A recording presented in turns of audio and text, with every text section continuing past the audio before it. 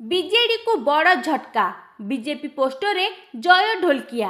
हाँ आज्ञा, ओडिशा राजनीति रे नुआपड़ा उपनिर्वाचन को नहीं एक बड़ ट्विस्ट देखा देछि। स्वर्गत बीजेडी नेता राजेंद्र ढोलकिया पुओ जय ढोलकिया बीजेडी छाड़ी बीजेपी रे जोग देबाकू जाउछंदी। एही खबर सोशल मीडिया रे भाइराल हेबार लागिछि, जेउठी जयंकर फोटो और बीजेपी पोस्टर घूरी बुलुछि। आज से राज्य बीजेपी कार्यालय रे आनुष्ठानिक भावे जोग दे पारंती, जहाँ बीजेडी पई एक बड़ झटका।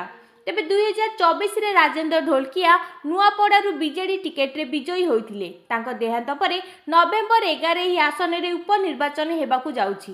बीजेडी जयंको प्रार्थी करी सिंपाती भोट आशा करुथिला, किंतु जयंकर बीजेपी यात्रा एही योजना को ओलट पालट करि दैछि। कुआ जाउछि जय नुआ दिल्ली रे बीजेपी रो केंद्रीय नेतृत्व को भेटिजंती और प्रार्थी हेबा निश्चिंत होइछि। तेबे यह बीजेपी पाई एक बड़ सुजोग। जय प्रार्थी हेले ढोलकिया परिवार प्रभाव और सिंपाती भोट बीजेपी को मिल पारे, जहाँ नुआपड़े विजय सहज करिबो।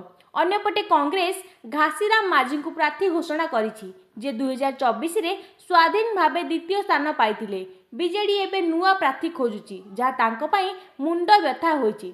तेबे एही घटना ओडिशा राजनीति रे नुआ मोड़ आनिछि। जयंकर बीजेपी जोगो और नुआपड़ार निर्वाचन लड़ाई किपरि अंक बदलाइब ताहा देखिबाकू बाकी रहिला। अधिक अपडेट पाई आम सह जोड़ी रुहंतु।